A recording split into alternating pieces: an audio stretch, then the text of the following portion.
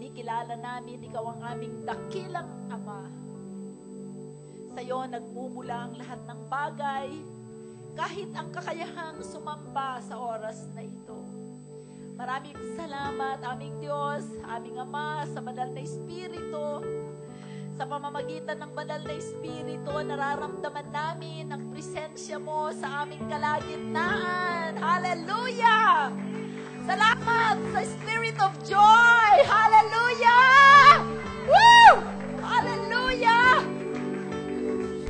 Pinipili po namin mag-enjoy at magalak. Ano man ang nararanasan namin at pinagdadaanan ng aming buhay, sapagkat alam namin, sinabi mo, the joy of the Lord is your strength. Ang kagalakan ng Diyos, ang aming kalakasan, upang mabata namin ang lahat ng mga kahirapan, pagsubok, dito sa mundong ito na aming nilalakaran. Alam namin, Ama, dahil kami ay iyong anak, na hindi mo kami pababayaan, patuloy mo kaming tutustusan ng iyong probisyon, ng iyong proteksyon, ng iyong kalakasan, ng iyong biyaya, ng iyong pag-ibig. Tingin sa lahat. Panginoon, salamat po sa pagsama mo sa bawat isa sa amin. Sapagkat kami ay anak mo, may mga anak mo, may mga pagkakataon at maraming pagkakataon na hindi kami nagiging tapat sa iyo. Ngunit dahil kami ay anak mo, patuloy kang tapat sa amin magpakailanman. Salamat po sa oras na ito, pag nagdiriwang namin ang araw ng mga ama ng tahanan. Marami pong salamat. Kaninang umaga, sinabi mo sa akin, sabi mo sa kanila, anak, na sila ang aking katauhan sa mundo. Lord, alam namin ang mga ama ng tahanan, ang wangis mo, ang representative mo sa mundo. Kaya nais mo na puspusin ang bawat isa sa kanila upang ikaw nga ang tunay na makita sa kanilang mga buhay. At sa oras na ito, patuloy kami, Panginoon, na sumasamba sa iyo at sa iyong presensya. Alam namin, patuloy mo kaming nababago ayon sa imahen na nais mo, na katulad mo, aming Diyos. Salamat po sa oras na ito. Kami po ay nagkakagalakan at mananatiling sumasamba ang aming puso kahit sa aming, Panginoon, pag-aaral ng iyong salita. Maraming salamat sa ginawa mo sa bawat puso. Alam namin ang aming mga puso, Panginoon, ay handa na tumanggap ng iyong salita. Ito ang aming dalangin. Samahan mo nga kami, Panginoon, sa ngalan ni Jesus. Ang lahat ay magsabi ng Amen and Amen! Sabi mo sa katabi mo na tatay, Happy Father's Day! Hallelujah! Sa mga nanay, alam nyo ba na kung wala kayo, hindi pwedeng maging father ang mga yan. Tama! Kung walang mother, walang father! Hallelujah! Pero hindi natin mother, ang banal na espiritu. Hallelujah! Magandang hapon po sa inyong lahat. Pwede po bang malaman ang ating mga bisita? May panauhin po ba tayo na ayun, meron tayong panauhin. Tumayo ka nga, brother. Yan, welcome. Ayan, meron tayong panauhin, isang sister. Kayo po ba ay tatay? Tatay po ba kayo? Yan. Glory to God. Ay, si tatay. Hallelujah. Welcome po kayo sa Rema Word of God Church. Ayun pa, meron pang isang maganda doon. Amen? Alam ng Panginoon kung saan niya dadalhin ang mga magaganda at mga gwapo. Amen? Glory to God. So, excited na ba kayo ngayon? Ay, nako, iisa lang ang excited. Hallelujah. Sa hapong ito, dahil araw ng mga tatay, ay meron po tayong mga speakers na mga tatay. Excited ba kayo? Yan. Ngayong hapon na to, alam niyo po, ang tatay, katulad ng ating amang Diyos, siya po ang ating provider. Ano ibig sabihin ng provider? Tagatustos ng lahat ng pangangailangan natin. Meron po bang ama na ipagkakait niya ang mga pangangailangan ng kanyang anak? Wala. Okay, so ngayong hapon na ito, meron po magsasalita dyan at yan ay ipapakilala ko mamaya.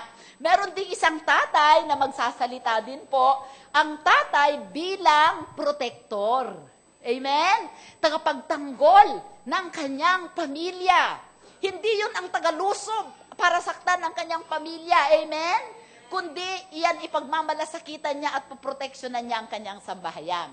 At ang pangatlong speaker naman natin ay ang tatay bilang spiritual leader ng sambahayan. So hindi na po tayo magtatagal. Nais ko pong ipakilala sa inyo ang ating unang speaker, ang gwapong-gwapo. Walang iba kung hindi si Brother Robert Prestado, ang may-ari ng Pan de Cielo. Yan! Praise the Lord, Robert. Come on. Guwapo. Hallelujah. Doon ka sa pulpit, bro. Sa pulpit. Hehehe.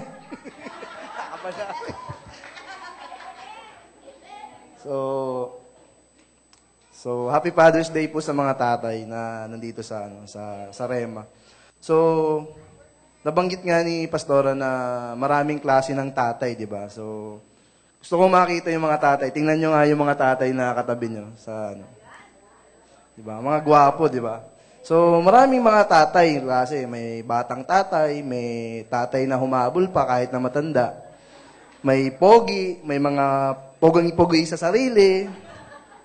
So, may mabait, may mahigpit, pero may mga tatay din na cool lang. Yung mga so iba-iba, may Jeprox, may tatay na matindi kung Jejemon pa yung tatay, di ba?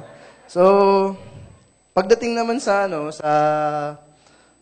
hanap buhay, may tatay na madiskarte, tapos may tatay na tama lang. May tatay din na tamad, batugan, di ba? Pagdating naman sa pagbigay ng baon, may tatay na galante, may tatay na nakuripot.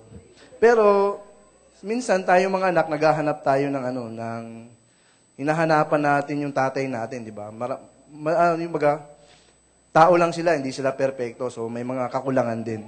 Pero, ang maganda ngayon, ang magandang balita, merong tatay na magpupuno dun sa kakulangan ng tatay na nasa lupa. Yun ang ating amang nasa langit. So, pero, sa pagiging tatay natin dito sa lupa, yung mga tatay, meron tayong mga opportunities dito na it's either na na-hit natin or na-miss natin. So, ito sample lang, practical lang na application. So, una, teaching our kids to read. So, ito hindi solong responsibilidad ng nanay. Ito, responsibilidad din ng tatay. So, sa amin naman ako, sa sitwasyon namin kay Ethan, pareho namin na-miss. Kasi natuto si Ethan sa YouTube. So, pareho namin na-miss yun. So, sa mga tatay na bagong tatay pa lang dito, i-take nyo yung opportunity na yun. Isa pang opportunity, reading bedtime or Bible stories. So, ito banding yung mag-ama, 'di ba? So, habang maliit pa, pwede kayo ang magkwento. Wag naman kung lalaki, wag niyo kwentuhan ng Cinderella. Medyo pambrusko din na kwento, 'di ba? Pag babae, ganun. Pero mas importante Bible stories para ma-introduce niyo habang bata yung mga Bible characters. So, pangatlo, teaching them to ride a bike, 'di ba? Hindi yung basta mo lang bilhan ng bike. Turuan mo siya at mag-bike kayo. So, ganun yun. Hit or miss yun. Pang-apat, teaching them to drive a car. So, sa ngayon, marami kang mababalitaan ng mga road rage incident, di ba? Kasi walang disiplina sa kalye. Pero kung yung tatay yung nagturo, tapos naituro niya yung tamang disiplina sa pagmamaneho, mababawasan yung road rage incident sa Pilipinas. Sunod, watching TV shows or movies with them. Hindi lang basta magpakabit ka ng cable at ayahan mo na yung anak na manood. Dapat alam mo yung pinapanood ng anak nyo. Kasi kahit na yan, Cartoon Network, Disney, or Nickelodeon, may maaring hindi magandang mapulot yung bata. So kailangan nakabantay. Kaya nga sinasabi, di ba, rated PG. So ngayon, meron pang dinagdag na SPG. So kailangan i-check natin yun. Sunod, you can also introduce them to sports. Hindi masama yung sports, pero kailangan ipaintindi nyo na yung sports, pwedeng yung anak nyo maging competitive. Pero kailangan i-acknowledge niya kung saan nanggagaling yung talent niya sa yung skills. Kasi, pwedeng maganda sa physical, pero pinakamaganda doon yung disiplina. Kasi, win or lose, kailangan di mawala yung faith sa Panginoon. So, sumunod, ito pa, isa pa, playing with them. So, hindi lang basta pwede mo siyang bigyan ng laruan. Hayaan siya na maglaro. Maaari din na makipaglaro ka sa kanya. Kasi marami ngayon na para lang yung tatay makabuelo sa Clash of Clans, yung anak binigyan din ng tablet, di ba? So parang ganun. Hindi ganun. Kailangan maintindihan mo kung ba't siya naglalaro at paano niya nilalaro yung laruan na binibigay mo sa kanya. So, example lang kanina yung ginawa nung anak ko, si Zoe. Nag-build siya ng sa Lego. Tapos yung binibuild niya sa Lego, yung character ma-muscle up. Tapos nilapitan ako ni Zoe, sabi niya, Papa, I built this one to inspire you to exercise. Sabi niya gano'n. So parang nagulat ako na parang sa sobrang creative niya, nagawa niya yun. So, tapos pwede rin ito, teaching them your skills or talent. Diba? Tayo mga tatay, may particular set of skills tayo at talent. Pwede nating ituro sa ating mga anak. Halimbawa, si Brother Mick o kaya si Kuya Chris, di ba?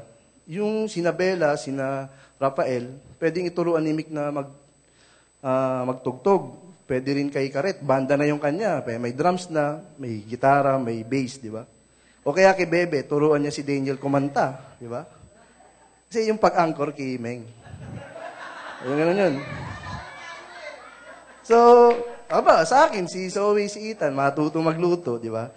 So, pero sa mga lahat na matututunan nung bata sa tatay niya, pinaka-importante is teaching them how to pray. So, ang Bible verse na gagamitin natin is Matthew chapter 6, 9 to 13. Pwede ba? Saan? Ito yung Our Father in Heaven.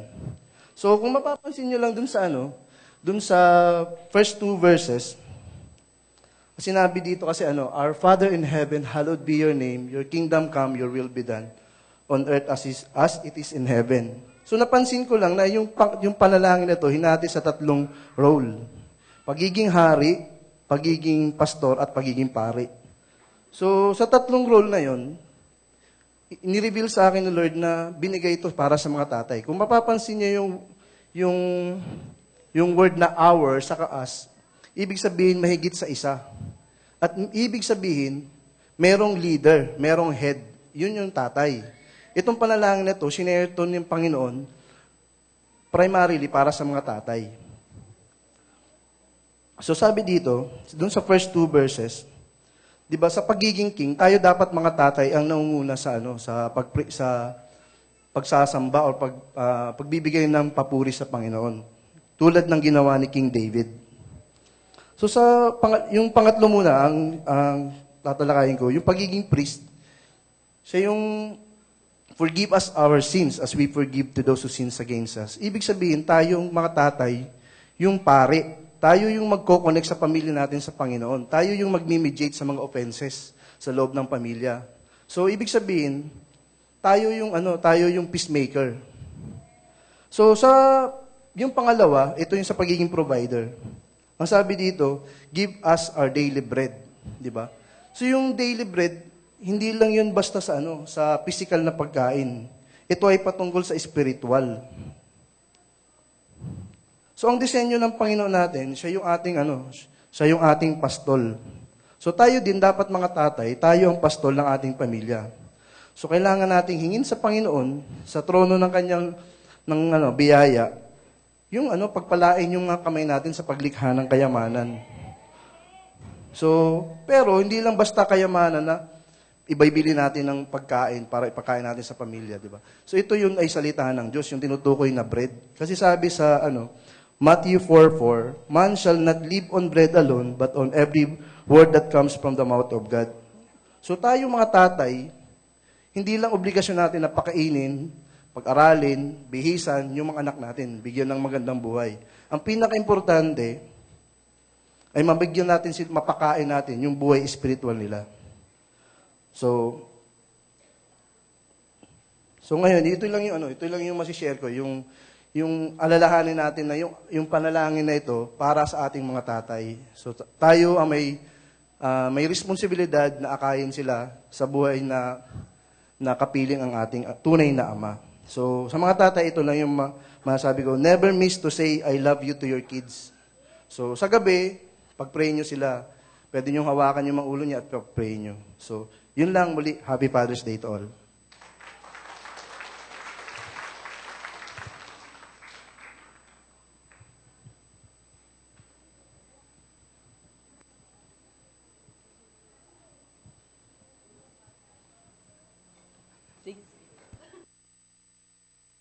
Hello, ayan. Happy Father's Day po ulit, Brother Robert. Na-bless naman kami sa shinare mo. Sige po, inaayahan ko po muli kayong tumayo. Atin pong muling aawitan ng Panginoon. Nabanggit po ni Brother Robert kanina, Panginoon bilang ating Diyos, hindi lamang po siya nagpo-provide, di po ba? Naalala ko po, ako po kasi ay daddy's girl. So, every time po na naalala, atong Father's Day, special talaga to sa akin. Kasi ako lagi, yung sa biological father ko, I feel really safe kapag kasama ko siya. Kasi alam ko na walang ibang mananakit sa akin. Kasi alam ko na nandiyan ang tatay ko. Kaya nung nakilala ko po ang Panginoon, hindi po naging mahirap para sa akin maintindihan ang pagmamahal niya. Lalo na pag sinabing, siya na yung Diyos Ama. Kaya naman po ngayon, naawitan po natin ang Diyos. Samahan niyo po kami sa pag-awit sa ating Panginoon, ang ating dakilang muog.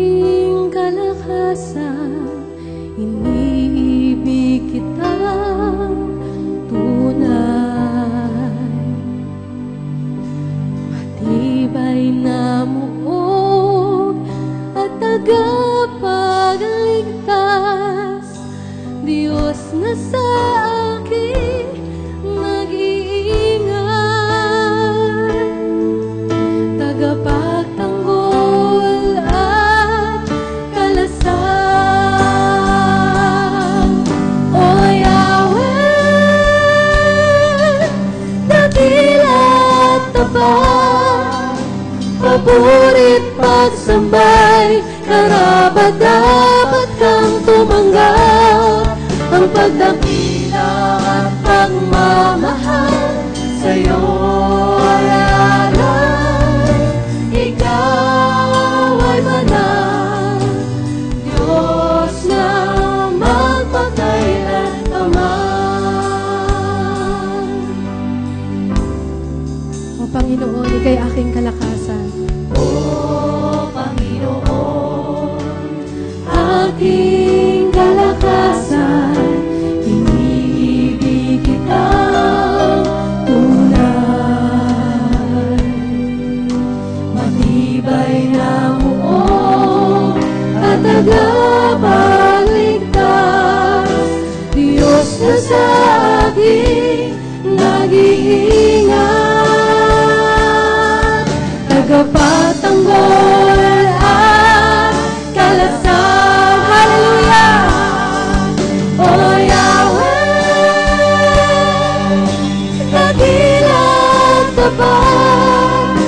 Paburit pagsambay, karapat dapat kang tumanggap. Ang pagdakila at pagmamahal sa'yo ay alay. Ikaw ay banal, Diyos na magpakailan pa man.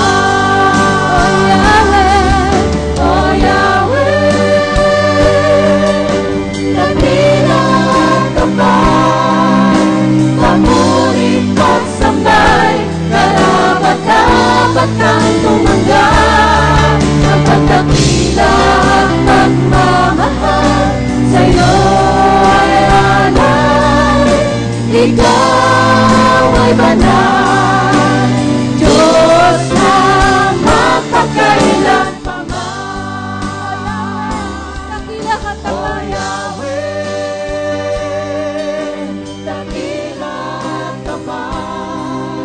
Paburit pagsambay, karapat dapat kang tumanggap. Ang pagdakila at pagmamahal sa'yo ay alay. Ikaw ay banal, Diyos na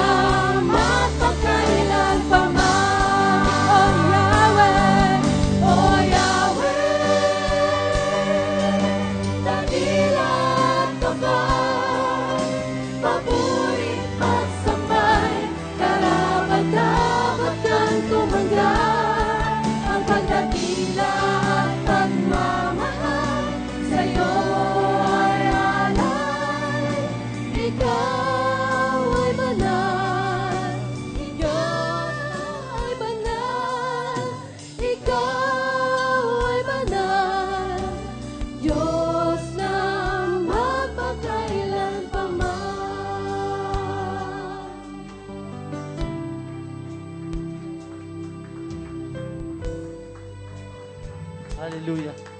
Maraming salamat sa worship. Magandang hapon po sa inyong lahat. Pwede na po tayong makaupo. Iba po pala talaga pag nandito sa sa taas, sa pulpit. Kitang-kita mo po yung mga natutulog. Hindi naman natutulog, nakakaidlip lang. Pero nakikinig pa rin po. Taas nga po yung mga kamay ng mga inaantok. Ay, salamat, wala. Maraming salamat po. Ngayon po, gusto ko lang pong, bago po ang lahat, gusto ko lang pong batiin po yung taas nga po yung mga kamay ng mga tatay po dito. Yun. Pangalawang beses na po, di ba? So, babatiin ko rin po kayo ng Happy Father's Day po. Yun. So, sa hapong ito, tulad din po ni Brother Robert, nag-share po siya regarding sa being a father as a provider. Ako naman po, ang isi-share ko naman po sa inyo ngayong hapon is being a father as a protector. Sino po ba ang mga tatay dito na gustong may mangyaring masama sa sambahayan nila? Taas po ang kamay. Diba? Naninigurado lang po ako.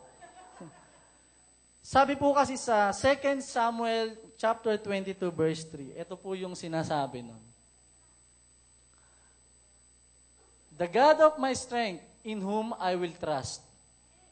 My shield and the horn of my salvation, my stronghold and my refuge.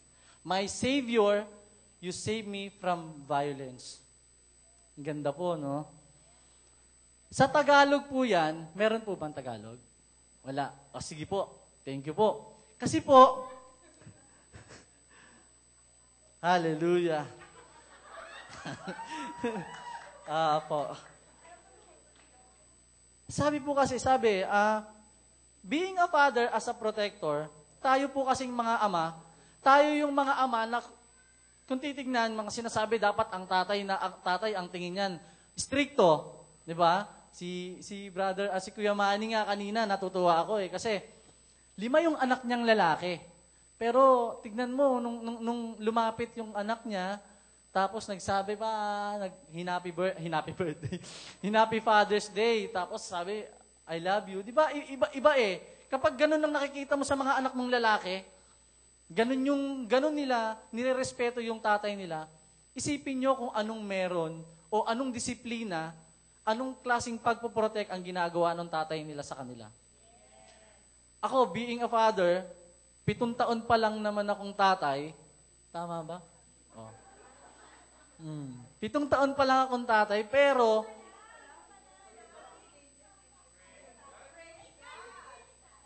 tama. Magpipito kasi next year.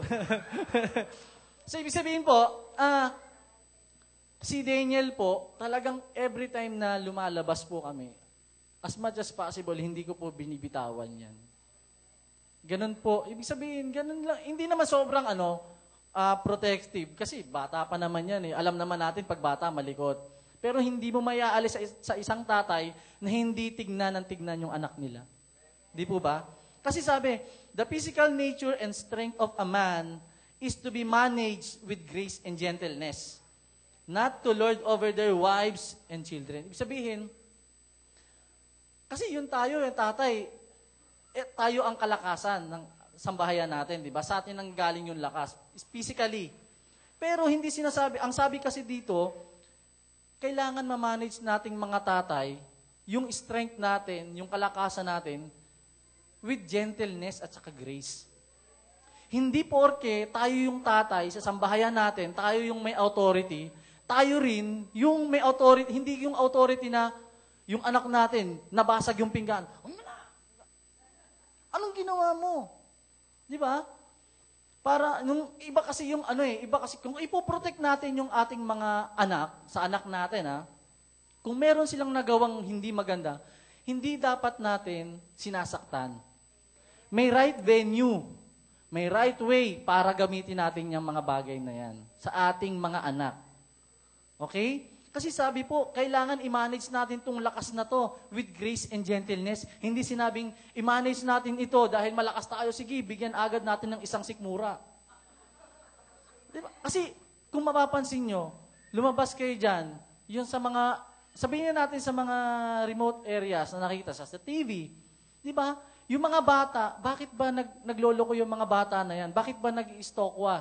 Bakit ba naglalayas? Unang-una, hindi lang naman kakulangan yan eh. Sa financial or anything. Kasi ayaw nilang mapunta, ayaw nilang makita yung tatay nila. Kasi bakit? Tulad ng sinabi ni Sister Meng kanina, yung pinakita niya sa picture. May secret daw yung bata. Ilang taon pa lang yung bata. Yung pala yung secret, nila ng tatay niya, binubugbog siya, kaya dapat secret lang. Tignan mo, di ba? Kasi dapat i-manage daw po natin with grace and gentleness. Hindi porke tayo yung ama, tayo yung may authority, tayo yung mangungunang manakit sa ating mga anak. Ganon din po sa ating mga asawa. Di po ba? Sabi po kasi dito sa Colossians 3:19, sabi niya, husbands.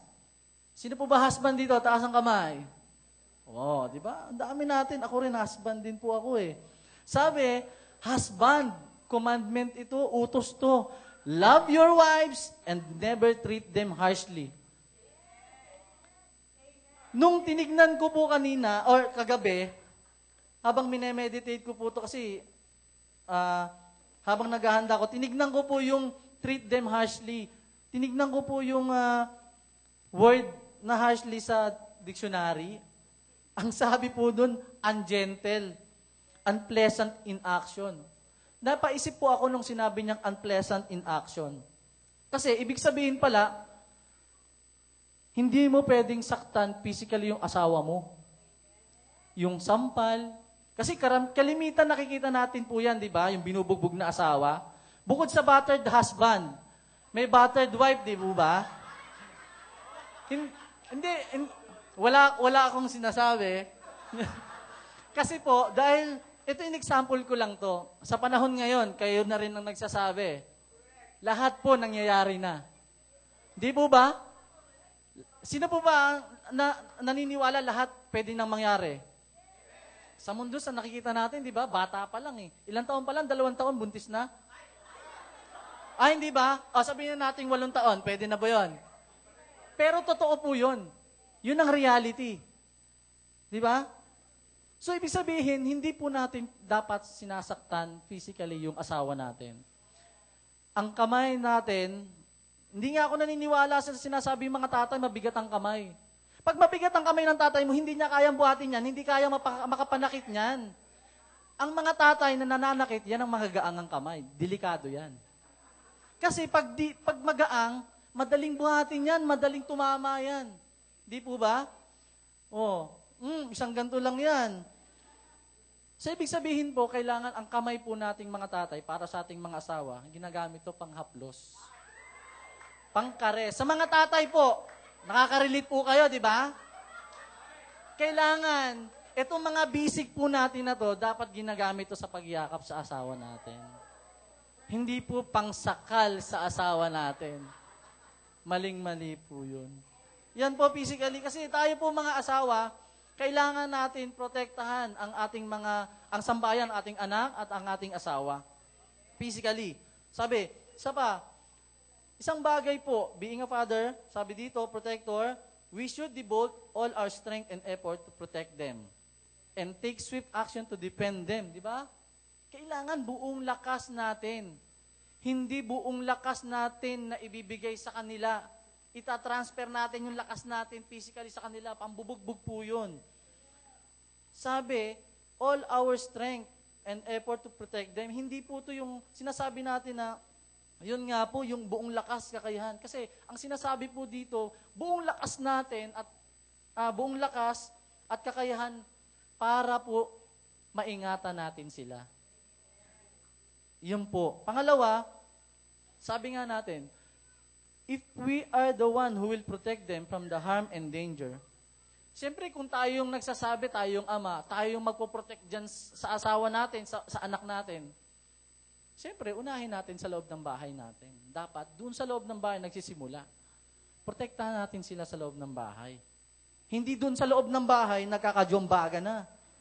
Di ba? Yung anak, laging napapalo, laging nabubulyawan. Kasi hindi naman po porke, halimbawa pagdating sa trabaho, si papa, si tatay, galing sa trabaho. Alala ko po, yung tatay ko, wala nang trabaho, galing po sa linggo, nagtataka nga po ako, pag linggo, 6:00 kung magising. Yung pala, naliligo na siya kasi kailangan niya nang pumunta sa sabungan. Naka-ready na yung mga panabong niya, tapos uuwi gabi, lasing pa. Kasi siyempre ako bilang kuya, actually takot po ako sa tatay ko talaga eh. Yun siguro yung yung natutunan, yung magandang nangyari sa akin, natakot ako sa tatay ko. Kasi pag sinabing 6:00, si Kuya Manny 9:00. Sa amin 6:00. Lima po kaming magkakapatid, isa yung babae. 6:00, nasa bahay na kami. Ako, siguro 5:45, nasa bahay na po ako. Hanggang pagdating ng 6:00, yung nag-iisang babae pa po namin ang wala sa bahay. Kaya ako, stress po ako. Kasi pag wala siya, kung sino yung kuya, yun ang unang tatamaan po. So talagang stress na. Ako na po yung naghahanap sa kapatid ko. Ganun po ako natatakot. Kasi, alam niyo po yun, kung ang sambahayan natin, ang nasa bahay tayo, sa loob ng bahay, meron ganun ka, hindi ka protected. Kung doon nga sa bahay, may ganung nangyayari, paano pa sa labas? Ang tatay mo, hindi ka maprotektahan sa loob. Natural, hindi ka na niyan mapoprotektahan sa labas. Po ba? Pangatlo po, it doesn't mean na we will not discipline them. Kasi siyempre, hindi naman natin sinasabi na hindi naman dapat tayo magalit, pero hindi naman ibig sabihin na hindi na natin sila didisiplinahin, especially yung anak natin, no? Kasi iba naman po yung disiplina sa pananakit. Di po ba? Sabi po sa Proverbs 22:6, direct your children onto the right path, and when they are older, they will not leave it. Totoo po yun. Ayan po, train up a child in the way he should go, and when he is old, he will not depart from it. Kung ano yung ituturo natin, kung tinuturuan natin ang mga anak natin sa loob pa lang ng bahay natin ng protection, pinoprotect natin, habang paglaki nila, nakikita po nila yun sa atin. Paglaki, pagdating din ng panahon, sila naman po ang gagawa nun para sa mga anak nila at sa bahayan nila. Pang-apat po, sabi dito, we should assert our authority as father, not letting our children to be exposed from bad influences. Ito rin po, sa panahon po ngayon, ang mga anak po natin napakadelikado, fragile po sa pag lumabas. Bakit? Tanong niyo po kung bakit. Sabihin niyo po bakit. Ayan.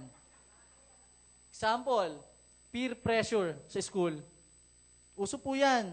Nagsisimula sa peer pressure, ay yung classmate ko kasi wow, buti pa sa kanya may naghahatid pa uwi, may sumusundo. Yung tatay nasa bahay lang. Shifting yung anak, pasok ng anak na babae sa school, panggabi. So naiinggit siya, may sumusundo sa mga classmate niya. Yung tatay niya naman, wala naman trabaho sa gabi, hindi siya sinusundo. Ayan, nagsisimula sa ganyan. So maghahanap na ngayon yun pag may lalaki na nakakita sa kanya, siyempre, walang protection ng tatay, ligawan, bisa na yan, de-date. Siyempre, pag may date, siyempre, gabi lumalabas eh. Walang pakialam yung tatay. Siyempre, bago umuwi, yung anak, sinusundo na eh. Di po ba? So may naghahatid na. Pero asan sila? Hindi naman yun alam ng tatay na may sumusundo. Di po? Usually, ganun po ang nangyayari. Kaya ano po nangyayari? Teenage pregnancy. Di po ba? Sa mga anak nating babae, sa mga anak na lalaki, ano naman po? Kailangan po kasi nating i-exert tulad ng ginagawa ni Brother Manny. Di po ba? Kasi naano lang ako kasi, biruin mo, 4 silang lalaki, ganun, kasi nakita ko kanina kung paano in-appreciate ng mga anak niya yung tatay nila eh. Kasi, personally, ako, although napatawad ko na po yung tatay ko, hindi ko po nakakita yun. Kumbaga, hindi naman ako sa naiinggit, natutuwa lang ako. Para sa sarili ko, sana ganun din ako nung panahon. Yung tatay ko nandito rin. Di ba? Iba kasi yung feeling nun eh. So, kailangan ma-preserve natin sila doon. Kasi sa panahon nga ngayon, usong-uso yung pag-agang pagbubuntis. Wala naman yan, hindi naman po kasalanan ng mga bata yan. Sa totoo lang po, may pagkukulang po ang mga magulang. especially tatay. Kasi siya dapat ang nagpo-protect dyan. Kasi unang-una, kailangan proteksyonan din ng tatay na yung purity ng mga anak nila, maging babae man yan o lalaki. Hindi po ba? Hindi po dapat natin yan, or yung mga tatay, hindi po dapat natin tinotolerate na paligawan natin. Kasi merong ganun eh. Di ba? Yung mga nasa mayayama, sabihin natin, reality, yung mga mayayaman na anong tawag dito? Nasa alta sosyedad. High school pa lang, nag-aaral sa IS, sa magagandang school. Di kotse, high school pa lang, di kotse. Lalaki, pagtingin mo sa loob, sinong kasama? Girlfriend. So, tinotolerate, bilang mga ama, bilang mga tatay, dapat hindi po natin yan tinotolerate. Maging lalaki, sabihin ko po ulit sa inyo, maging lalaki po o babae man yan. Kasi, dyan po yan magsisimula. Sa atin din po magsisimula yung protection na gusto natin mangyari para sa sambahayan natin. Di ba ba? So, pwede po rin po natin kanina physical, sa intellectual. Sabi po dito, the father strengthen his children's competence. Ano ko lang po papalo up ko lang po Example ko lang po dun sa yung pag-assert ng authority ng tatay sa mga anak para hindi mapariwara. Example natin yung sino po nakakilala kay Tony? Medyo tayo ngayon, showbiz tayo ngayon. Sino po nakakilala kay Tony Gonzaga? Recently lang, di ba, kinasal siya, June 12. Alam po, no? Kasi po, showbiz yung yung si Sarah G. Kasama po doon. Si kapatid na Sarah.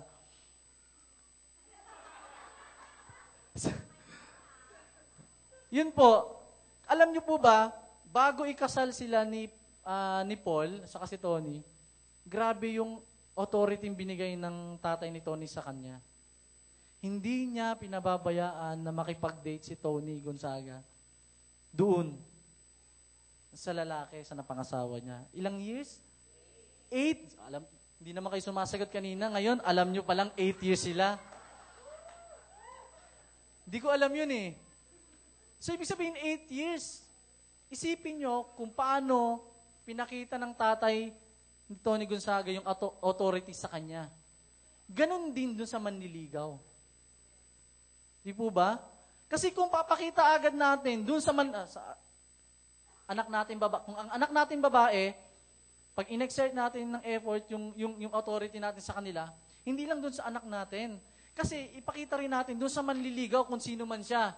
Kasi doon pa lang, makikita natin yung karakter ng manliligaw. Di po ba? Kasi yung authority na ibibigay mo, para doon sa anak mo, at para din doon sa lalaki na yon. Di po ba? Pero dapat talagang nasa tamang edad. Kaya nga hindi dapat natin itolerate na paligawan natin yung anak nating babae, at pabayaan nating manligaw yung anak nating lalaki. Ang dami pa naman po dito na mga bata sa atin. Ngayon, kung mapapansin nyo, bata pa lang, sabay-sabay na silang lumalaki ng kanilang mga kapatid at nung mga magiging anak nila. Pangalawa, as father strengthens his children's competence and judgment. Ito naman po, kailangan natin din protektahan ng ating mga anak. Sabihin na natin, kasi kung sa atin manggagaling yung pagtuturo o pagpuprotect, kasi parang ang sinasabi natin dito is, para pagdating ng araw, humiwalay man yan sa atin yung mga anak. Kasi dapat, gano'n naman din po talaga, di ba? Hihiwalay din naman po yung mga anak natin. Dahil tinuruan natin silang mag-protect, pinakita natin sa kanila kung paano natin sila pinotektahan intellectually. Pagdating po ng panahon na pag humiwalay sila sa atin, alam po nila kung paano nila poprotektahan yung sarili nila. Di po ba? Isang bagay din po na, example, para hindi rin maiwan yung mga, pero limited lang naman, di ba? Halimbawa sa mga gadget. Kasi ayaw din naman natin na pag-iwanan yung anak natin, yung ibang bata, halimbawa, nag-aaral na yung anak mo. Kaya mo namang mag-provide. Yung classmate ng anak natin, mga naka-iPad, hindi naman sinasabing mag-iPad na rin yung anak mo. Di ba? Pwede ka naman maglagay ng, halimbawa, bumili ka ng PC. Mas maganda sa bahay, ano mo pa, nakokontrol mo pa, nakikita mo pa paano ginagamit. Di po ba? Kasi pag binigay mo yung luho, hindi na yan pagpaprotect. Di po ba? So yun.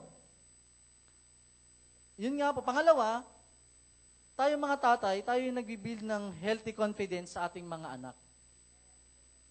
Sino po ba rito yung tatay na gusto yung anak niya, nakita niyang may talent. Pa, bili mo naman ako ng gitara kasi gusto ko matutong mag-gitara. Ano ka ba?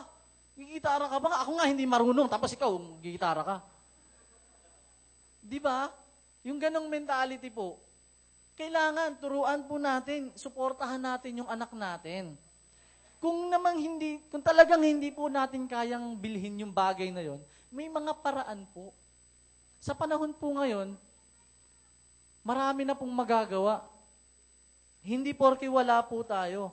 Kasi yung mga bagay na yun, kapag halimbawa, ganun ang ginawa natin sa anak natin, hindi niya mabibuild yung confidence niya para gawin yung para mag-excel. Salamat sa word, kapatid. Para mag-excel. Di ba? Kasi kung iisipin po natin, anong mabibuild na confidence ng anak sa tatay niya kung hindi na ipoprovide? Kung hindi sumusuporta. Okay? Pangatlo, Father builds a good character. Ito yung character na Christ-like character.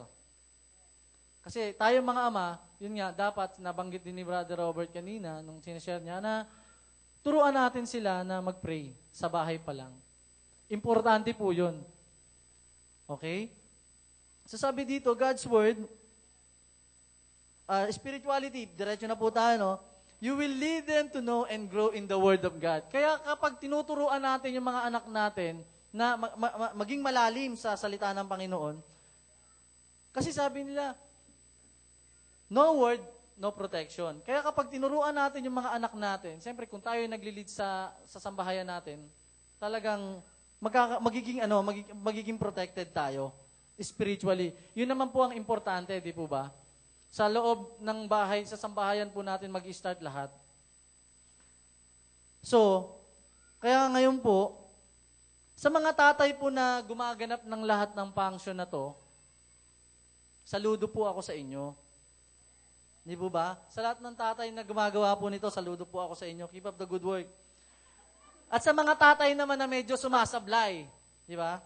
Sa hindi pa nagagawa yung mga function na to, hindi pa naman po huli ang lahat eh. We encourage you, I encourage and challenge you. Hindi pa po huli ang lahat. Di ba? Kasi, sabi po, protect your family as the Father protect us. Sabi po sa Philippians 4:13, I can do all things to Christ who strengthens me. So sa lahat po ng mga tatay, mayaman po ang biyaya ng Panginoon natin. And ulit po, Happy Father's Day po sa inyong lahat.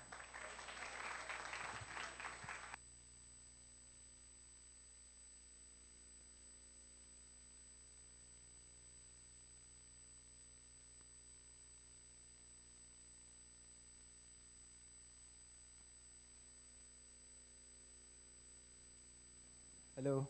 Good afternoon po sa inyong lahat. Sa mga fathers po dyan, Happy Father's Day sa inyong lahat. Alam niyo po, nakakatuwa po na na makita yung ating mga kapatid na sino dito yung mga nakakita doon sa mga nakinig doon sa mga nagsalita dito sa harap kanina.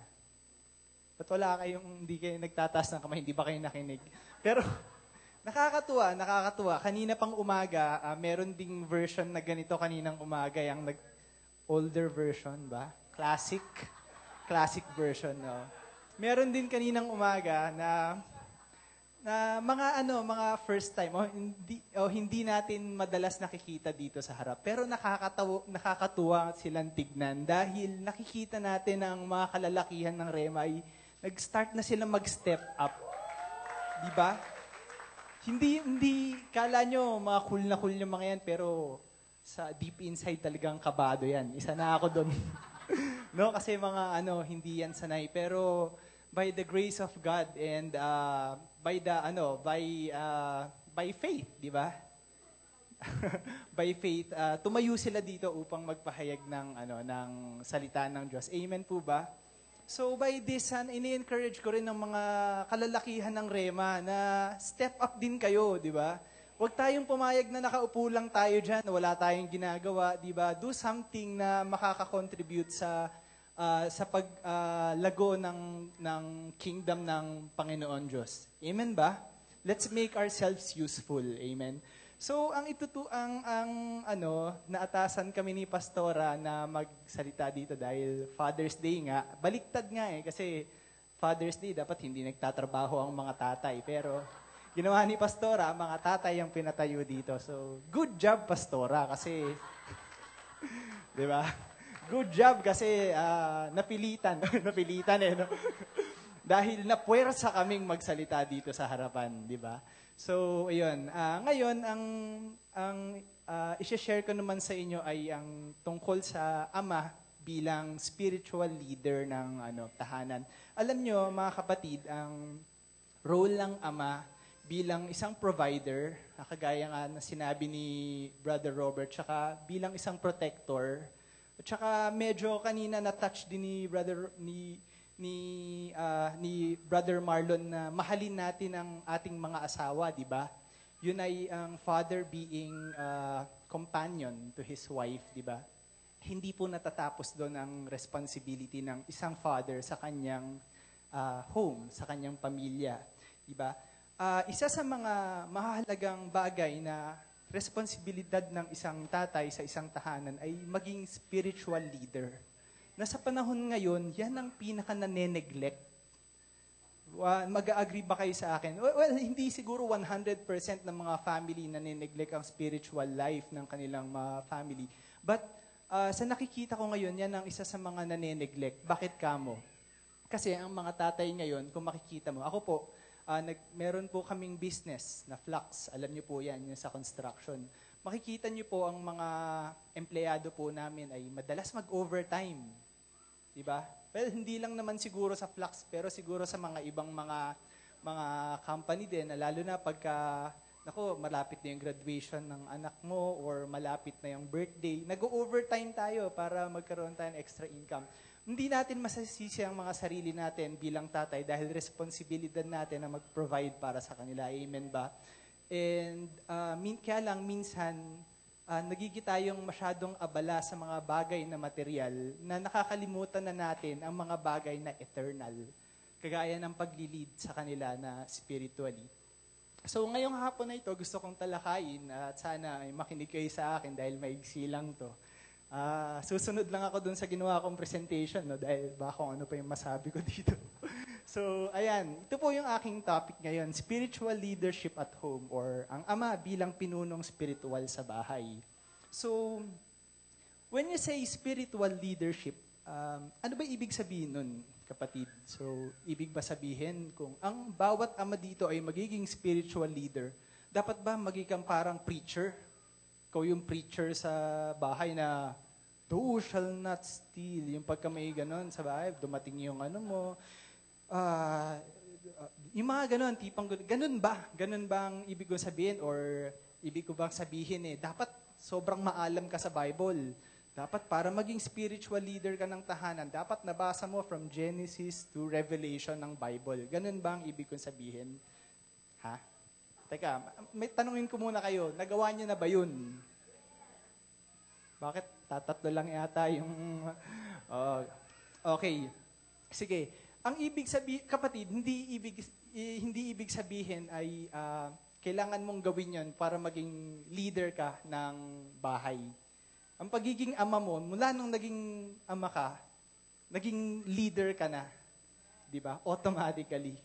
Di ba? So, ano bang ibig sabihin ng leader? Simply put, ang pagiging leader or leadership is influence. Influencing, kapatid. Next. So, kung leadership, so ang pagiging ama ng tahanan ay pagiging leader, ibig sabihin, kailangan ikaw ang may impluensya sa pamilya mo, sa asawa mo, at saka mga anak. Di ba?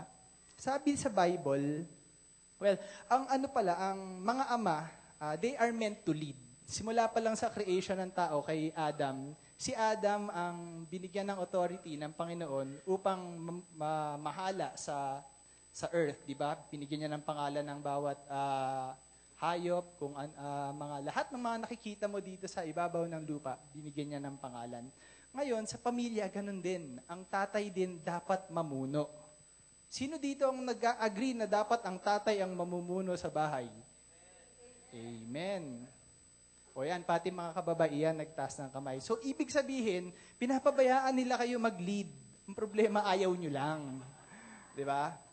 So, tignan natin. Tignan natin yung verse. Mga asawang babae, magpasakop kayo sa inyong asawa gaya ng pagpapasakop ninyo sa Panginoon. Ito ay sapagkat ang asawang lalaki ay siyang ulo ng asawang babae, tulad ni Kristo na ulo ng iglesia at tagapagligtas ng katawan. Kung papaanong ang iglesia ay nagpasakop kay Kristo, gayon din ang mga asawang babae ay magpasakop sa sarili nilang mga asawa sa lahat ng mga bagay. Amen? Tignan pa natin yung isang verse. Ibig kong malaman ninyo na ang pangulo ng bawat lalaki ay si Kristo. Ang pangulo ng bawat babae ay ang lalaki.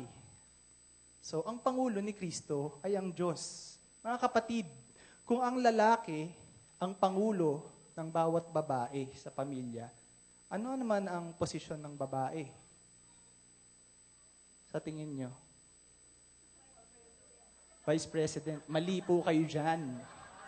Treasurer. Agree ba? Agree ba mga lalaki? Agree. Minsan hindi nyo na nahahawakan no? Diretso na sa treasurer Diretso na sa treasury, di ba? Amen. So, ang mga lalaki talaga, they are meant to lead. Amen ba? So, kaya lang kung ang lalaki ay meant to lead, paano magli-lead ang lalaki kung siya mismo hindi niya alam ang salita ng Diyos? Amen ba?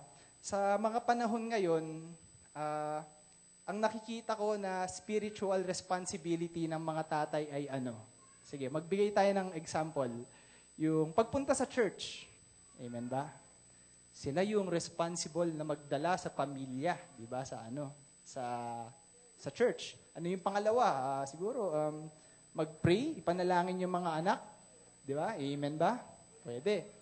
Pangatlo, sila yung nagtuturo ng salita ng Diyos sa kanilang mga anak. Di ba? Pero, habang papalayo sa number 1, parang humihina yung amen nyo. Di ba? Pero dun sa yung una, yung dadalihin nyo sa church, ang lalakas ng mga amen nyo. Bakit? Kasi, yung ano ba yung una? Yung pagdala ng pamilya sa church. Bakit kaya? Kasi kayo lang yung marunong mag-drive. Pag hindi nyo pinag-drive yung pamilya sa church, mayayari na naman kay madam. Di ba? Amen ba? Hindi, pero kidding aside, ganun ang nangyayari sa ngayon. Ang pagpunta sa ang spiritual responsibility ng isang tatay, parang nagiging routine, parang nagiging method na lang. Method siya para maging spiritual lang isang pamilya. Di ba? Sige, pumunta muna tayo dun sa next slide. Sige, itingnan natin. Naunahan ko yung sarili ko. Pero anyway, ano nga ba ang leader? So yan yung sinasabi ko kanina, siya ay may impluwensya sa kanyang pamilya ayon sa katuruan ng Biblia. Amen? Ano yung sunod? Hindi siya diktador. Okay? Hindi porket ikaw ang leader ng pamilya, hindi ibig sabihin ikaw na ang masusunod. Ang babae at ang lalaki ay kinreate yan equally. Diba? Pero dahil isa lang ang pwedeng mamuno sa isang pamilya, ikaw yon ang lalaki. Pero ang asawa mo, hindi mo pwedeng utos-utusan lang, hindi mo siya pwedeng maltratuhin, hindi mo siya pwedeng pasunurin sa gusto mo kung ayaw niya. Diba? Ginawa ang babae hindi upang maging utusan, hindi ginawa ang babae upang saktan mo, or ginawa ang babae upang maging katuwang natin. Amen ba? So, they deserve to be treated that way. Amen? Agree ba kayo doon? Okay, next. Siya ay halimbawa ng mga katangian na nagbibigay ng kaluwalhatian sa Diyos. So, ano ibig sabihin nito? So, ang leader, makikita sa kanyang pananalita at saka sa kanyang mga actions, ang mga bagay, mga characteristics na nagbibigay ng kaluwalhatian sa Diyos. Amen ba? Okay, next. Ayan, may nagsabi nga na ang patutuo daw ng isang mabuting ama ay makikita sa katayuan ng kanyang asawa at mga anak. So, ibig sabihin, ang isang asawa na matatag sa kanyang paniniwala sa Diyos at saka merong mataas na faith sa Diyos, even ng kanyang mga anak, yan ay nagpapatutuo na ang tatay ay talagang, di ba? Talagang solid, di ba? Na talagang may takot sa Diyos. Amen ba? Next slide, please. Yan. Ano pa ang karakteristik ng isang ama? Ito na tayo. Ang ama daw ay may pagpipigil sa kanyang sarili. Okay. Ano ibig sabihin ng may pagpipigil sa kanyang sarili? Ibig sabihin, ang mga ama ay may self-control. Okay. Ngayon, dito kasi naiintindihan ko na dito sa Rema kasi, hindi naman natin masisisi ang mga tatay kung talagang magagandang lalaki ang mga tatay dito sa Rema. Alam nyo naman, dito sa Rema, mahirap magpigil kasi sa gagandang lalaki nyo ba naman, di ba? Pero dahil taga-Rema tayo at alam natin ang katuroan ng Diyos at lagi tayo nakikinig kay Pastora, kayang-kaya nating pagtagumpayan ng mga temptation. Amen ba? Tignan natin ang verse. Okay, ganito. Ang ama daw dapat ganito. Ito kinuha ko to dun sa 1 Timothy chapter 3. Ito yung mga standard ng mga overseer o yung mga obispo at saka mga deacons or diakono nung panahon ng Bible. Ganito daw dapat tayo bilang mga ama. Sige, basahin po natin. Tapat ang pasabi kung ang sino man ay magsisikap na maging obispo ay mabuting gawa ang ninanasa. Dapat nga na ang obispo ay walang kapintasan, asawa ng isa lamang. Hinto, ulitin po natin. Asawa ng isa lamang babae, mapagpigil, mahinahon ng pag-iisip, mahusay, mapagpatuloy, sapat na makapagturo, hindi magulo, hindi palaaway, kundi malumanay, hindi makipagtalo, hindi maibigin sa salapi, namamahalang mabuti sa kanyang sariling sangbahayan, na sinusupil ang kanyang mga anak na may buong kahusayan. Ngunit kung ang sino man nga ay hindi marunong mamahala sa kanyang sariling sangbahayan, paanong makakapamahala sa iglesia ng Diyos? Hindi baguhan, baka siya kung magpalalo ay mahulog sa kaparusahan ng dyablo. Bukod dito, dapat din namang siya'y magkaroon ng mabuting patotoo ng nanga sa labas. Baka mahulog sa kapintasan at silo ng dyablo. Gayun din naman ang mga diakono dapat ay mahuhusay, hindi dalawang dila. Ibig sabihin ng dalawang dila yung pabago-bago ng isip or pag ito yung kaharap mo, ito yung sinasabi mo, pag iba yung kaharap mo, iba naman yung sinasabi mo. So hindi dapat gano'n. Mahilig sa maraming alak. Hindi mahilig sa maraming alak. Hindi ko nabasa yung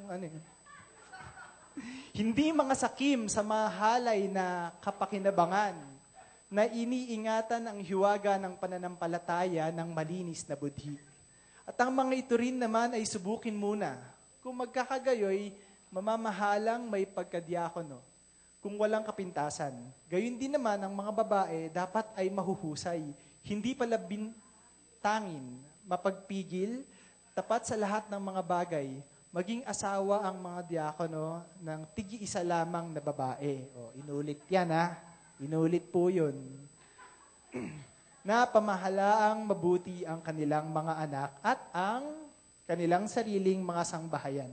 Sapagkat ang nangangamahalang mabuti sa pagkadiakono ay nangangatamo sa kanilang sarili ng isang mabuting kalagayan at malaking katapangan sa pananampalataya na kay Kristo Jesus. So, Basahin nyo na lang uli sa bahay kasi mahirap talaga yung Tagalog. Pero anyway, pinapakita po dyan ang mga qualities or ang mga characteristics ng ama bilang isang leader ng tahanan. Amen? Next slide. Okay. So, ano ba ito? Ang pangunahing tungkulin ng ama ay turuan ang kanyang mga anak ng salita ng Diyos. Amen ba? So, sa panahon ngayon, nakikita ko parang parang ipinauubayan na to sa mga nanay. Kung hindi nanay, pinapaubayan na sa school, di ba? Or pinapaubayan na sa Sunday school. Pero ang totoo niyan, dapat talaga ang tatay, ang pangunahing ang dapat magturo ng salita ng Diyos. Alam niyo ba, tingnan natin kung anong verse yan. Nasa Deuteronomy. At ang mga salitang ito na aking inuutos sa iyo sa araw na ito ay isa sa iyong puso. Okay, huminto po tayo doon. Bago mo ituturo, hindi mo maituturo ang isang bagay kung hindi mo ito isa sa puso. Diba? Amen ba? Tapos, at iyong ituturo ng buong sikap sa iyong mga anak at iyong sasalitain tungkol sa kanila pagka ikaw ay nakaupo sa iyong bahay at pagka ikaw ay lumalakad sa daan at pagka ikaw ay nahihiga at pagka ikaw ay bumabangon. Amen ba? So nakikita nyo ba kung paano dapat natin tinitrain ang anak natin sa salita ng Diyos? Diba? Pero sad to say, ngayon hindi natin to hindi natin siya nagagawa. Diba? Kasi unang-una, doon pa lang sa unang sentence, hindi na natin siya magawa. Minsan, hindi ako nagbibintang, di ba? Hindi ko naman sinasabi na, pero dito pa lang, kung meron tayong, nahihirapan tayo na sa puso ang salita ng Diyos, imposible po na maituro natin sa anak ang mga salitang yan. Amen po ba? Okay, next slide. Ayan. Tungkulin ng isang ama na ihanda ang kanilang mga anak spiritually sa kanilang paglaki. Pasensya na ho kayo dun sa translation ko. Ito po kasing aking message ay originally nasa naka-English. Hindi ko po siya mai-translate. Pero ayan, tungkulin ng isang ama na ihanda ang kanilang mga anak spiritually sa kanilang paglaki. Okay. Sino dito ang mga ama na yung talagang nahihirapan sila sa kanilang mga anak kasi kahit anong pangaral na gawin nila, hindi talaga makuha ng mga anak na sumunod. Diba? Huwag nyo na pong itaas yung kamay nyo. Pero alam ko po, merong ganun. Dahil sa bahay, nangyayari po yun. Diba? Kahit anong gawin mo, kahit anong sabihin mo, huwag mong gagawin yan. Diba? Pero, ginagawa pa rin nila. Diba? Sa akin pong 10 years na magiging ama, 10 years na ba akong father, Han? 9 lang. 10 na.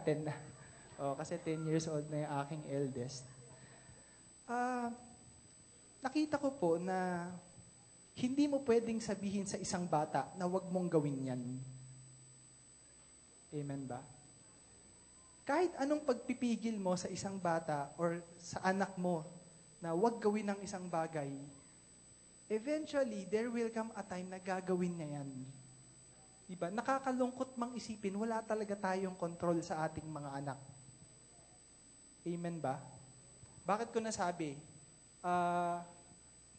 Marami ditong mga tatay na mas matagal nang naging tatay kaysa sa akin. Hindi ko po sinasabi na mas marunong ako sa inyo. Pero, naging anak din po ako. Amen. Na kahit anong sabihin ng mga magulang mo, kahit anong sabihin ni pastora, huwag mong gagawin yan. Ginagawa ko pa rin po yun. Hindi lang niya alam. Diba? Alam ko kayo din. Hindi nila alam. Pero yun, sinasabi ko po sa'yo, yun po ay isang sad truth na mahirap lunukin. Kahit anong gawin mong pagsuway or pagbabawal sa kanila, gagawin pa rin nila yon. Bakit yung pagsaway ba na yon para sa atin yon na mga tatay? Para sa atin ba yon yung pagsaway sa kanila? Hindi naman, di ba? Ang pagsaway na ginagawa natin sa mga anak natin, para sa kanila yun . Alam natin na pagka ginawa nila yun, mapapahamak sila dahil napagdaanan na natin yun . Pero ang mahirap talagang tanggapin, kahit anong pagbabawal natin sa kanila, gagawin nila yun. At kailangan, ngayon pa lang, ma-realize nyo na mangyayari at mangyayari yun. So, kung ganun pala, Brother Chris, anong gagawin natin sa mga anak natin? Diba? Noon, hindi ko alam kung anong gagawin. Hindi ko po talaga alam ang gagawin. Pero, praise the Lord, ngayon alam ko na. Meron po akong mga guidelines dito na pwede nating gamitin para ituro sa ating mga anak natin or para masiguro, di ba, na ang mga anak natin, kahit mapunta sila doon sa sitwasyon na mamimili na sila sa mabuti at saka masama, yung time na wala ka ng control sa kanila, magiging panatag ka na pipiliin nila ang tama. Amen ba? Ito po yung mga guidelines na yun. Meron po tayong 12 bagay na dapat maituro sa ating mga anak sa kanyang paglaki. Kasi eventually, ang mga anak natin lalaki yan eh. Mawawala na yan sa control natin eh. Pero itong mga bagay na ito, kailangan maituro natin sa kanila. Di ba? Amen ba? Number 1, kailangan makasiguro tayo na ang anak natin ay ligtas. Malaman mo, makasiguro ka na ang anak mo ay natanggap na ang kaligtasan. Amen ba? Number 2, kailangan mahalin nila ang Panginoon at maunawaan ang salita ng Diyos. Amen? Next. Malaman at sundin ng buong puso ang mga salita ng Diyos. Next. Lumago at mamuhay sa piling ng Diyos. Amen? Number 5, manalangin at maunawaan ang kapangyarihan nito. Mag-stop muna tayo dito. Kung titignan natin to, di ba? Marami sa ating mga magulang dito, teenager na, o baka mga malapit na mag-asawa ang ating mga anak. Pero mga kapatid, tingnan niyo po itong mga bagay na to. Nakakasigurado ba kayo na alam na ito ng mga anak niyo? Tingnan po natin. Nakakasigurado ba kayo na yung anak niyo nakakasiguro na sa kanyang kaligtasan? Di ba? Nakakasigurado ba kayo na ang anak natin mahal ang Panginoon? Di ba? Para sa akin, itong mga bagay na to, bilang isang ama, napakahirap niyan eh. Mahirap yan i-ensure sa bawat anak natin. Lalo na kung hindi natin sila nasusubaybayan sa kanilang spiritual growth. Ngayon, hindi pa nga tapos yan eh. Ituloy pa natin. Yan, madiskubre ang kanyang spiritual na kaloob. Ibig sabihin yung mga gifts niya ng mga anak nyo. Mga anak nyo, alam nyo ba yung mga spiritual gifts ng anak nyo? Dapat malaman nyo na. Next, magturo ng katotohanan ng salita ng Diyos. Next, maging magandang patotoo sa iba. Ano ibig sabihin ng magandang patotoo sa iba? Ibig sabihin, ang anak nyo kahit hindi magsalita, sa buhay pa lang niya nagpapatotoo na ng kabutihan ng Diyos. Amen ba? Ang anak mo, pag nakita kung paano umasal, makikita kung paano magdesisyon, kung paano magsalita, di ba? Nakikita na sa kanya kaagad ang Diyos, di ba? So yun, next. Maglaan ng oras para sa Panginoon, pagsamba, pananalangin, at pagbabasa ng salita ng Diyos. Di ba? Nakikita na ba natin yan sa mga anak natin? Next. Maglingkod sa Panginoon. Susunod po. May disiplina at pagpipigil sa sarili. Susunod po, mamamalagi at maglilingkod sa isang lokal na iglesia. Ayan, siguro marami na dyan. Mamamalagi pero yung maglilingkod, wala pa, no? So yan, pagka po yan, nasagot natin na oo, na ang mga anak natin ay alam na yan or nakakasiguro tayo na ang mga anak natin ganyan na. Ang mga anak natin kahit saan natin dalhin, kahit saan mapunta, nakakasigurado tayo na gagawin nila ang tamang desisyon. So, kung titignan natin ang mga bagay na ito mula sa responsibilidad ng ama bilang provider, bilang protector, at saka bilang isang spiritual leader, makikita natin na ang responsibilidad ng isang ama ay hindi madali. Hindi po siya madali kasi napakalaki pong responsibilidad ang nakapataw sa isang ama. Di ba? Kung titignan mo pa lang, paano ko to gagawin? Kung sa bagay nga lang, hindi ako makapag-lead ng prayer sa pagkain, di ba? Di ba? Pero kapatid, gusto kong sabihin sa araw na ito, hindi pa huli ang lahat. Amen ba? Sabi ko kanina, ang pagiging leader ay pagiging influence. Di ba? Hindi ko sinabi na maging magaling ka kaagad sa word or magaling ka kaagad sa Bible. Pero ang sinasabi ko lang, impluwensyahan natin ang ating pamilya, ang ating asawa at mga anak sa salita ng Diyos. Di ba? Anong ibig ko sabihin? Sa mga maliliit na bagay, pagka kakain kayo, wag ka nang mag-a-assign ng tao para manalangin. Ikaw bilang tatay, ikaw ang manalangin. Di ba? Pagka nagkakasakit ang iyong mga anak, ikaw na mag-initiate na lay ng hands, di ba? Amen ba? Sa mga maliliit na bagay na to, naiimpluwensyahan natin ang ating mga anak na mamuhay kung paano ang pamamaraan ng Diyos. Amen ba? So, yun lang po ang masasabi ko. Maraming salamat po sa inyong lahat. Hallelujah! So, i-close ko lang po, tas mamaya ay tatawagin natin ang mga tatay. Gusto kong basahin natin ang Genesis 2. Integrate ko lang yung tatlo sa mga verses na babasahin. Genesis 2 verse 7. Gising pa ba kayo? Okay. And the Lord God formed man of the dust of the ground and breathed into his nostrils the breath of life, and man became a living being. Next verse. The Lord God planted the garden eastward in Eden, and there he put the man whom he had formed. And out of the ground the Lord God gave every tree that groweth that is pleasant to the sight and good for food. The tree of life was also in the midst of the garden, and the tree of the knowledge of good and evil. Go.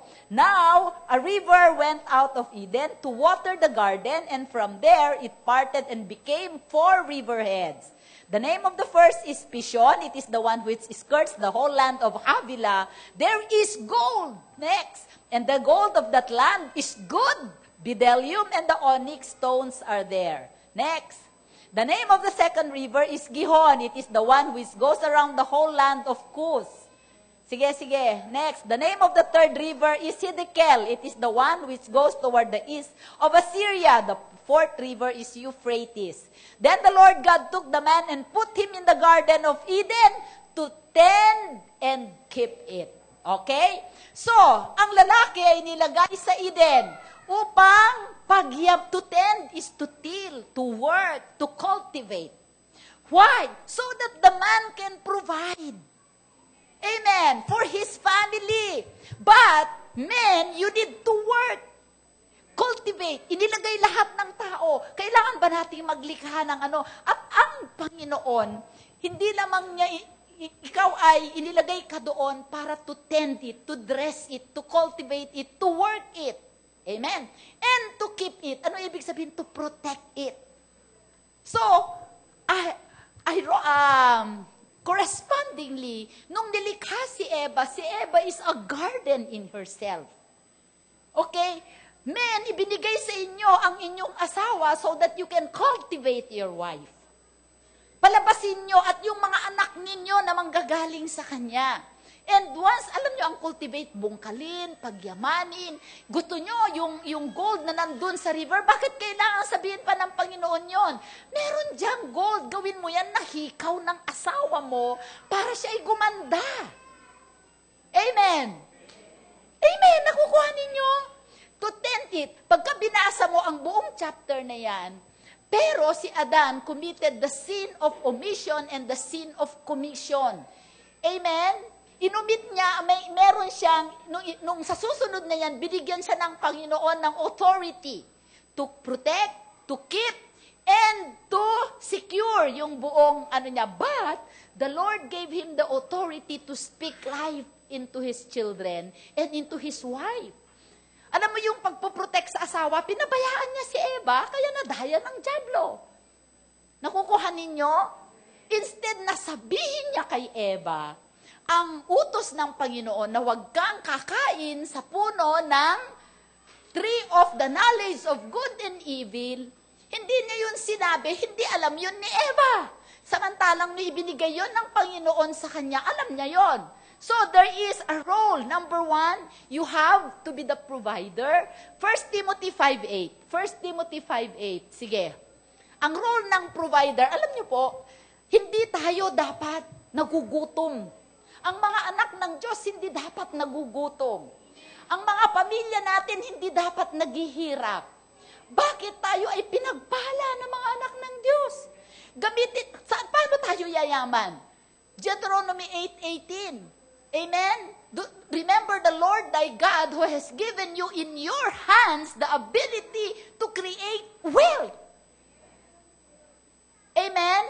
So kung ikaw ay lalaki at ang anak mo ay nagugutom, hindi kumakain ng 3 beses isang araw, hindi makapag-eskwela, hindi makabili ng damit, hindi makabili ng makeup ang asawa mo, hindi makabili ng hikaw, ikaw ang may pagkukulang. Kasi lagi nating tinitignan, alam niyo yung mga bagay na physical, ginawa ni Lord yan para sa atin. Ang pinakamagandang kotse, ang pinakamagandang bahay. Sabi sa 1 Timothy 5:8, if anyone does not provide for his own household, and especially for those of his household, he has denied the faith and is worse than an unbeliever. Unbelief is a sin. And if you cannot provide for your family, you are sinning. Amen? Pagka ang pamilya mo nagugutom, hindi mo mapakain ng 3 beses isang araw, wala kang pananampalataya sa Diyos. Ang walang pananampalataya sa Diyos ay kasalanan. Kung hindi mo nasisika, alam nyo, maraming mga, pagka nyo mga kabataan, maraming mga tatay, sila mismo ang nangre-rape sa anak nila. You are a protector. Ang basic na role ng tatay sa proteksyon ay igawa mo ng matinong bahay ang iyong asawa at anak sa isang lugar na sila ay safe. Ilang mga tatay ang kontento na ilagay ang kanilang, igawa lang ng kapirasong kwarto ang kanilang pamilya sa tabihan pa ng basura. Is that protection? Hindi po. Amen? Hindi tayo makukontento kung alam nyo, nagsimula kami ni Brother Ton. Tumira kami umupa kami na isang bahay na mura na parang bowling alley, wala kaming gamit, wala kaming refrigerator. Paglipat namin sa bahay na yon, buntis na ako kay Chris. Isang lang ang namin, wala kaming kama. Naawa sa amin yung inupahan namin dito sa Ipil, binigyan kami ng papag. Yun ang kama namin, wala kaming ref. Wala kami lahat, kundi isang kaldero, isang kawali, tig-isa kaming pinggan, tig-isang sandok, tig-isa kaming pares ng kutsara. Amen. Ngunit nung nakilala namin ang Panginoon, alam namin kung ano ang merong kami. Merong kaming Diyos na hindi niya kami pababayaan sa ganun na kalagayan. Brothers and sisters, to provide and protect for your family requires faith. And it requires, dahil yan ay, ang lahat ng bagay ay nagmumula sa spiritual realm, kailangan makipag-connect ka sa Diyos. Alam niyo, para tayo ay makipagwagi sa kahirapan, sa utang, sa danger, first, we have to connect to God. You cannot resist poverty and the bad influence of the world if you do not connect to God. How do you connect? Disconnect with the enemy is to connect with God. How do you connect with God? Connect with His Word. Confess His Word. As a spiritual leader, sabihin, pagpalain nyo ang mga anak ninyo sa salita ng Diyos. You are blessed. Amen! Kayo ay lalaking mayaman, matalino, mananagumpay. You speak life into their life. Amen? Basic sa creation ng Panginoon, tayo na mga tatay, mag-provide, mag-protect, at mag-lead spiritually sa ating pamilya. Hindi pwedeng huliin natin ang spiritual leadership. Kailangan yan ang mauna para yung mga susunod ay dadaloy. Amen? So, tayo po ay pinagpala sa hapong ito. Ito ang young husband's version. Kaninang umaga po, sila bossing ang nagsalita, mga matatanda ang nagsalita. Amen? Ngayon naman, puro mga bata, kasi kayo ay mga bata. So, ngayong hapong pong ito, nais kong anyayahan ang mga tatay, ipapanalangin po namin kayo. Amen? So, pwede ba kayong lumapit dito mga tatay? Sino dito ang nagnanais na siya ay maging mabuting provider para sa kanyang sambahayan? Lumapit kayo dito, mabuting kayong tatlo dito, mga ayan, lumapit kayo dito, ipag-pray natin sila. Sige, dito po kayo. Hallelujah! Dito po tayo. Glory to God! Dito po tayo sa harap. Yan. Okay. Sino pa dito? Wala na po bang mga tatay dito? Wala na ba? Mga ushers, dalhin nyo dito yung mga panregalo natin sa mga tatay mamaya. Bilangin ninyo kung ilang mga tatay ang nandito, ipapanalangin po natin sila. Hallelujah! Thank you, Lord. Praise the Lord. Alam po ninyo ang role natin bilang mga spiritual na mga leader. Kung hindi tayo marunong sa Biblia, mag-attend tayo lagi ng gawain. Mag-aral tayo ng salita ng Diyos at yung naririnig natin, sabihin natin yun. Huwag niyong sasabihin sa mga anak ninyo, bobo ka, wala kang kwenta. Ang sasabihin ninyo ay matalino ka. Amen. Maglilingkod ka sa Diyos isang araw. Magiging presidente ka isang araw. Ngunit bilang ama ng tahanan, kailangan i-provide mo yung mga pangangailangan ng mga anak mo. Amen? So, tayo po ay mga nanay, ilihens yung mga asawa nyo dyan sa likod. Hallelujah. Hallelujah. Aming Diyos, kami pong mga anak mo ay lumalapit sa iyo. Nagpupugay kami, nagpupuri. Alam namin, Panginoon, na kinatagpo mo ang bawat isa sa amin. Tunghayan mo ang mga tatay sa Rhema Word of God Church. Ito po ang mga representative mo sa mundo. Kung ano ang tatay na Kristiyano. Sa oras na ito, Panginoon, ay, Lord, idinededicate ko ang bawat isa sa kanila sa iyo. Sa pangalan ni Jesus, taas po ninyo ang inyong mga kamay. Come on. Hallelujah. Tunghayan mo po ang bawat isa, isinusuko po nila ang kanilang buong buhay sa iyo, ang kanilang mga pangarap, ang kanilang kalusugan, ang kanilang kinabukasan, kasama ang kanilang buong sambahayan. Panginoon, sinusuko din nila ang kanilang mga asawa, lalo na ang kanilang mga anak din, Panginoong Diyos. Dalangin namin na, Lord, bigyan mo sila ng biyaya. Inire-release ko ang mayamang biyaya sa kanilang buhay upang sila ay maging sapat na provider. Matutustusan nila lahat ng pangangailangan ng kanilang pamilya sa damit, sa pag-aaral, Panginoon, sa pananalapi, Panginoon, sa araw-araw na kailangan nila. Bigyan mo sila ng magandang hanap buhay, magandang negosyo, nagtatagal na negosyo. At Lord, hindi naaampat na Lord na panggagalingan ng kanilang pangangailangan sa araw-araw. Bigyan mo din sila, Panginoong Diyos, ng kakayahan, lalo na ng desire sa kanilang puso, na makilala ka ng husto, ng higit pa, upang sa ganon, Panginoon, ay ikaw ay maipakilala nila sa kanilang pamilya, sa asawa at kanilang mga anak. Marami pong salamat, dalayin ko, bigyan mo din sila ng kakayanan na maproteksyonan, Panginoon, ang kalusugan ng kanilang sambahayan. Madala nila sa isang lugar, sa isang environment, ang kanilang pamilya na ligtas ang kanilang mga anak sa masasamang impluensya, kahit na, Panginoon, sa Lord, sa mga bagay dito sa mundo. Marami pong salamat sa iyo sa oras na ito, Panginoon. Pananampalatayanan namin, O God, na't kinatagpo mo ang bawat isa. Ang mga ama ng tahanan na may mga kapansanan, may mga sakit, may mga disability, O God. Ang mga tatay na may, Lord, walang hanap buhay.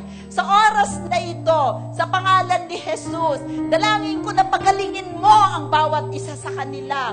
Bigyan mo sila ng pagkakataon na makapaghanap buhay ng maayos, parang-alang sa kanilang pamilya. Marami pong salamat sa iyo, O God. Lord, nagpupuri kami sa buhay ng bawat ama ng tahanan na naririto at pananampalatayanan namin ang kanilang buong sambahayan. Madala nila sa Panginoon at magawa nila ang kanilang responsibilidad. bilang mga Kristiyanong ama ng tahanan. Marami pong salamat sa iyo. Ito ang aming dalangin sa ngalan ni Jesus. Ang lahat ay magsabi ng Amen. So mag-about face po tayo, about face. O, kunan nyo naman kami ng picture. Sige na, about face po tayo. Closer, closer po kayo. Kunan nyo naman sila ng picture. Meron ba tayong camera dyan? Yan. Sige, Marlon. Closer po kayo, closer. Sino po ba dito ang gusto ng magkaanak? Ha? Ipag-pray natin. Sino ang gusto ng magkaanak? Ha? Yung tatay. Noli, praise the Lord. Ipapanalangin namin kayo ni Beng. Sige, mag-closer kayo. Panalangin nga. Hoy, kayong dalawa na panalangin. Saan ikaw din? Praise the Lord. Ikaw ipagpa-pray namin kayo. Yun ang word. Hoy, yun ang word ni Lord, ha. Huwag ninyong sayangin. Yun ang word ni Lord. Dali, ipag-pray natin to. Halikayan. Yan. Ikaw saan? Doon ka. O, yan. Pati ikaw magkatabi kayo. Sige, panalangin natin sila. Ayan, ili. Yan. Clarence, hali kayo. Hallelujah. Thank you, Lord.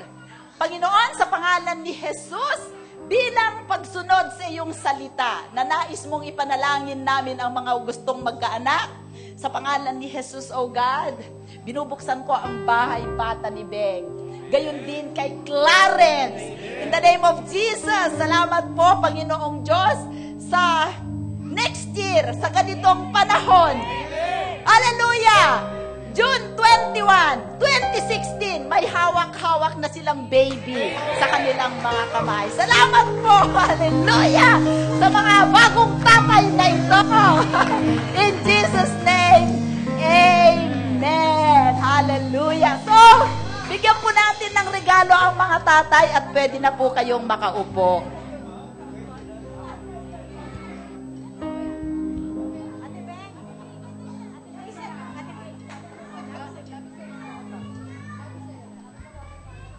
Ayan, habang binibigyan po sila ng regalo, ihanda po natin ang ating mga handog para sa Panginoon Diyos. Ay! Sorry.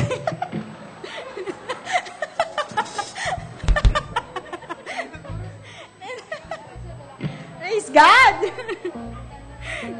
Pwede po bang pabuksan sa Psalm 68 verse 19? Ako naka-off sorry po. Psalm 68 verse 19. Ihanda po natin yung ating ibibigay sa Panginoon. At let's declare na itong araw na to may special favor na ibibigay si God sa lahat ng ating mga tatay. Kung wala dito yung tatay o yung asawa ninyo, kayo magbigay ng special intention para sa kanila. Amen po ba? Ayan po, sabay-sabay po nating sabihin, Blessed be the Lord, who daily loads us with benefits, the God of our salvation. Ang pinakauna pong benefit na ibibigay ni God sa ating mga tatay ay salvation. Yan po ang ating i-prayer request. So tayo pong lahat ay magbigay ng handog.